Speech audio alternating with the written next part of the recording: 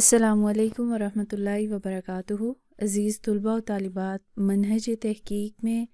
آج ہمارا پہلا سبق ہے جس کا عنوان ہے تحقیق کیا ہے۔ تحقیق کا لفظ سنتے ہی فوراً ہمارے ذہن میں یہ چیز آ جاتی ہے کہ تحقیق کا مطلب ہوتا ہے کسی چیز کو کھوجنا، تلاش کرنا۔ عموماً بچوں کی فطرت میں یہ چیز شامل ہے کہ وہ فوراً جب بھی کوئی نئی چیز دیکھتے ہیں یا پھر کوئی ایسی چیز جو ان کے علم میں نہ ہو تو وہ فوراً سوالات کرنا شروع کر دیتے ہیں۔ مثال کے طور پر اگر کوئی نئی چیز ہے تو وہ فوراً پوچھیں گے کہ یہ کیا ہے، یعنی ان کے اس طرح کے سوالات ہوتے ہیں، وہ پوچھتے رہتے ہیں کہ یہ چیز کیا ہے۔ عموماً ہم بچوں کو اس معاملے میں نوٹ کرتے ہیں کہ وہ سوالات کرتے ہیں۔ اسی طرح پھر ان کا یہ سوال ہوتا ہے کہ ایسا کیوں ہے، پھر کب سے ایسا ہوا، کیسے ہوا، کس کے لیے ہے۔ تو یہ ساری چیزیں بچوں کی فطرت میں شامل ہیں۔ عموماً ایسا ہوتا ہے کہ جب وہ کوئی نئی چیز دیکھتے ہیں تو فوراً سوال کرتے ہیں کہ یہ کس کے لیے، یعنی ان کے ذہن میں یہ چیز چل رہی ہوتی ہے کہ ان کو پتہ چل جائے کہ یہ میرے لیے یا کسی اور کے لیے، کیونکہ وہ اس کو لینا چاہتے ہیں۔ تو اس ساری بات کا مقصد یہ کہ جو تحقیق ہے یہ بچوں کی فطرت میں شامل ہے، یعنی ان کو مختلف سوالات کرنے کی عادت ہوتی ہے، اور یہ کسی نے ان کو سکھایا نہیں ہوتا کہ تم پوچھو، یعنی فطری طور پر، قدرتی طور پر اللہ تعالیٰ نے ان کے اندر یہ خاصیت رکھی ہوتی ہے کہ وہ سوالات کرتے ہیں۔ اور کچھ بچے تو ایسے ہوتے ہیں کہ جن کی بہت زیادہ عادت ہوتی ہے سوالات کرنے کی، لیکن ہر طرح کا بچہ چاہے وہ کسی بھی عمر کا ہو،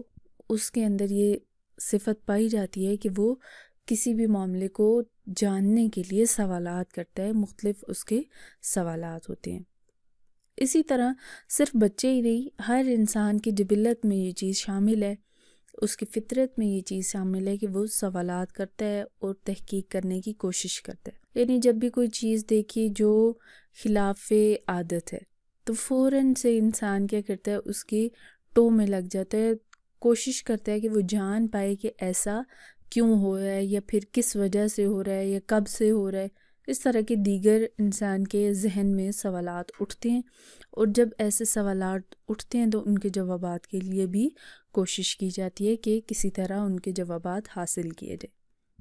مثال کے طور پر جب ہم دیکھتے ہیں کہیں پر ہجوم ہے، یعنی بہت سے لوگ اکٹھے ہوئے ہیں، تو ہم فوراً کیا کرتے ہیں، جاننے کی کوشش کرتے ہیں کہ یہ ہجوم کیوں ہے، کیونکہ عام روزمرہ روٹین میں یا عموماً ایسا نہیں ہوتا کہ لوگ اکٹھے ہو جائیں، کوئی وجہ ہوتی ہے۔ فرض کریں کہ کسی روڈ کے کنارے پر، کسی سڑک کے کنارے پر بہت سے لوگ اکٹھے ہیں، تو ہمارے ذہن میں فوراً سے یہ چیز آ جاتی ہے کہ ہو سکتا ہے یہاں پر کوئی حادثہ ہوا ہو یا پھر کوئی لڑائی ہوئی ہو۔ تو ہم کیا کرتے ہیں، چلتے چلتے یا تو اس ہجوم کا حصہ بن جاتے ہیں، دیکھنے کی کوشش کرتے ہیں، یا پھر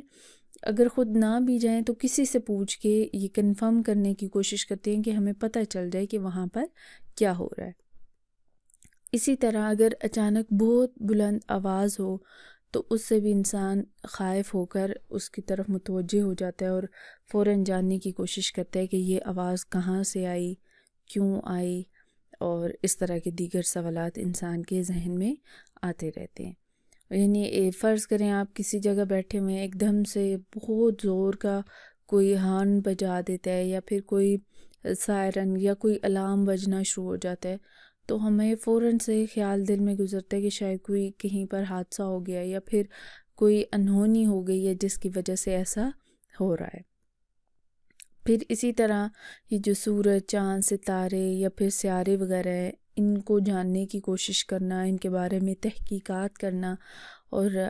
ہم سب جانتے ہیں کہ بہت سے ایسے ادارے بنائے گئے ہیں کہ جن کا مقصد صرف سیاروں کی کھوج ہے، نہ صرف سیاروں کی کھوج بلکہ وہاں پر مزید تحقیقات کرنا کہ کیا زندگی کا کوئی عنصر وہاں پر پایا جاتا ہے یا نہیں، کیا وہاں پر دنیا آباد کی جا سکتی ہے یا نہیں۔ جیسے کہ چاند پر جانے کی بہت زیادہ کوششیں کی گئیں، اور بہت سے ممالک اس مشن میں کامیاب بھی ہوئے کہ انہوں نے اپنے جو آلہ کار تھے یا پھر جو انہوں نے مختلف ٹولز بنائے ہوئے تھے، ان کی مدد سے انہوں نے چاند پر اپنی انہوں نے چاند پر قدم رکھا اور وہاں پر جاننے کی کوشش کی کہ وہاں کی سطح زمین کیسی ہے اور کیا وہاں پر آکسیجن، پانی یا پھر دیگر جو زندگی گزارنے کے لیے اہم چیزیں ہوتی ہیں وہ وہاں پر موجود ہیں یا نہیں۔ جیسے کہ یہ پچھلے دنوں میں انڈیا کے بارے میں تھا کہ انڈیا والوں نے اپنی ایک چاند گاڑی تیار کی جو انہوں نے وہاں پر بھیجی اور اس کی مدد سے انہوں نے وہاں پر تصاویر بھی لیں اور جاننے کی کوشش کی، یعنی تحقیق کرنے کی کوشش کی۔ تو یہ انسان کی فطرت میں شامل ہے اور وہ ہر چیز کو کھوجنے کی کوشش کرتا ہے۔ تحقیق صرف اس چیز کا نام نہیں ہے کہ ہم کوئی بڑے پیمانے پر کسی چیز کو جاننے کے لیے باقاعدہ کوئی ادارہ بنائیں یا پھر باقاعدہ کسی ڈگری میں داخلہ لیں یا پھر کچھ ایسا،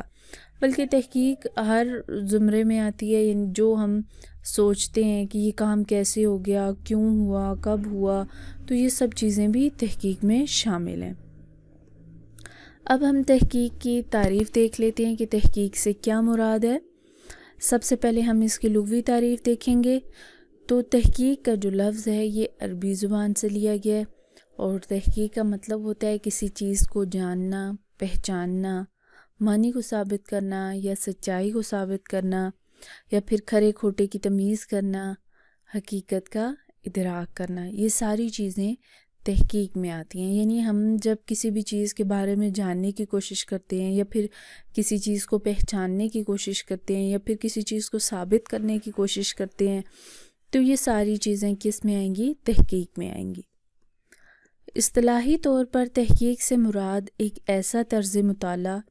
جس میں موجود مواد کے صحیح یا غلط کو بعض مسلمات کی روشنی میں پرکھا جاتا ہے۔ یعنی تحقیق ایک ایسے مطالعے کا نام ہے کہ جس میں پہلے سے موجود جو مواد ہوتا ہے اس کے صحیح یا غلط ہونے کو جاننے کی کوشش کی جاتی ہے۔ یعنی ہم تحقیق کے دوران اس چیز کی کوشش کرتے ہیں کہ ہمیں پتہ چل جائے کہ یہ چیز ٹھیک ہے یا ٹھیک نہیں ہے، یہ درست ہے یا درست نہیں ہے، تو اس کو ہم کیا کہیں گے؟ تحقیق کہیں گے۔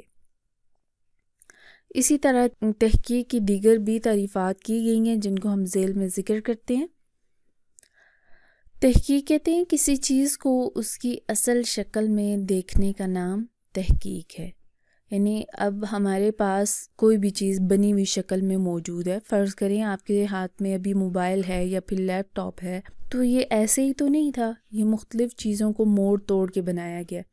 تو اب اس کو کھول کے چیک کرنا کہ اس کے اندر کیا کیا چیزیں لگائی گئی ہیں، پھر وہ چیزیں کس سے بنی ہوئی ہیں، ان کو کیسے بنایا گیا، تو یہ ساری چیزیں کس میں آئیں گی؟ تحقیق میں آئیں گی، کیونکہ ہم یہ جاننے کی کوشش کریں گے کہ جو چیز یا جو شکل اب ہمارے سامنے موجود ہے اس کی اصل کیا تھی، یعنی یہ کس چیز سے بنی۔ اسی طرح ایک اور تعریف کی گئی ہے کہ تحقیق سے مراد ایسی جستجو کہ جس کی مدد سے حقائق کو تلاش کر کے پھر ان کی تصدیق کی جاتی ہے۔ یعنی تحقیق میں کیا ہوتا ہے کہ کسی بھی چیز سے متعلق حقائق کو صرف ڈھونڈا ہی نہیں جاتا بلکہ ان کی تصدیق بھی کی جاتی ہے، یعنی ان کو ثابت بھی کیا جاتا ہے۔ جب ہم فرض کریں کسی بھی چیز کے بارے میں تحقیق کر رہے ہیں، ہمیں پتہ چل گیا کہ یہ چیز کس مٹیریل سے بنی ہے، یعنی فرض کر لیتے ہیں ہم موبائل کی مثال لے لیتے ہیں کہ موبائل کے بارے میں ہم یہ دعویٰ کرتے ہیں کہ یہ پلاسٹک سے بنا ہوا ہے۔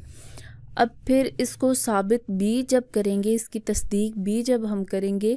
تو اس کے لیے جو ہمیں ایفرٹ کرنی پڑے گی، جو کوشش کرنی پڑے گی، اس کو ہم تحقیق کا نام دیں گے۔ اسی طرح تحقیق کی ایک اور تعریف کی گئی ہے کہ تحقیق ایسا طریقہ جس سے سچ اور جھوٹ، صحیح اور غلط، حق اور باطل الگ الگ ہو جائیں، اس کو تحقیق کہتے ہیں۔ یعنی تحقیق کا مقصد صرف کسی نئی چیز کو سامنے لانا ہی نہیں ہوتا بلکہ دو چیزوں کے درمیان فرق کرنے کو بھی تحقیق کہیں گے۔ یعنی ہم جب یہ واضح کر دیں گے کہ یہ دو چیزیں ہمارے سامنے ہیں، ان میں سے صحیح کون سی ہے، غلط کون سی ہے، یا حق کیا ہے اور باطل اس میں سے کیا ہے، سچ اور جھوٹ کی جب ہم وضاحت کر دیں گے تو اس کو بھی ہم تحقیق کہیں گے۔ کسی تعلیمی مسئلے کے بارے میں اس اسلوب سے کھوج لگانا کہ اصلی شکل خواہ معلوم ہو یا نہ ہو، اس طرح سے نمایاں ہو جائے کہ اس میں کسی قسم کا ابہام نہ رہے اس کو ہم تحقیق کہیں گے۔ یعنی تحقیق کے بارے میں یہ کہا جاتا ہے کہ اس کا مقصد یہ ہوتا ہے کہ ہم کسی ایسے طریقہ کار کو اپنائیں کہ جس کی مدد سے ہم کسی چیز کی اس قدر وضاحت کر دیں کہ اس میں کسی قسم کا مزید تردد نہ رہے، کسی قسم کا مزید ابہام نہ رہے، کوئی شک و شبہ نہ رہے، یعنی اس کو بالکل واضح کر دیا جائے، بالکل نمایاں کر دیا جائے، تاکہ اس میں کسی قسم کی کوئی بھی تشنگی نہ رہے، یعنی یہ نہ ہو کہ ہمیں مزید اس پر تحقیق کرنے کی یا مزید جاننے کی ضرورت پیش آئے۔ تو اس کا نام ہم کیا رکھیں گے؟ تحقیق رکھیں گے۔ اب تحقیق کرنے کے مختلف طریقے ہیں، یعنی تحقیق کیسے کیسے کی جاتی ہے۔ تو سب سے پہلا طریقہ ہے مطالعہ کرنا۔ جیسا کہ علوم اسلامیہ میں جو سب سے اہم منہج ہے تحقیق کا وہ ہے مطالعہ۔ جب ہم کسی مسئلے کے بارے میں معلومات اکٹھا کرنا شروع کرتے ہیں تو چونکہ علوم اسلامیہ میں زیادہ تر موضوعات لائبریری بیس ہوتے ہیں، تو اس کے لیے ہمیں ضرورت ہوتی ہے کہ ہم کتابوں کا مطالعہ کریں، کتابوں کو زیادہ سے زیادہ پڑھیں تاکہ ہمیں اپنے مسئلے کا جواب مل سکے۔ پھر اسی طرح ایک دوسرا جو منہج ہے وہ ہے معائنہ کرنا، کسی چیز کا جائزہ لینا اور جائزہ لے کے اس کی اصل صورت کو واضح کرنا بھی تحقیق میں شامل ہے۔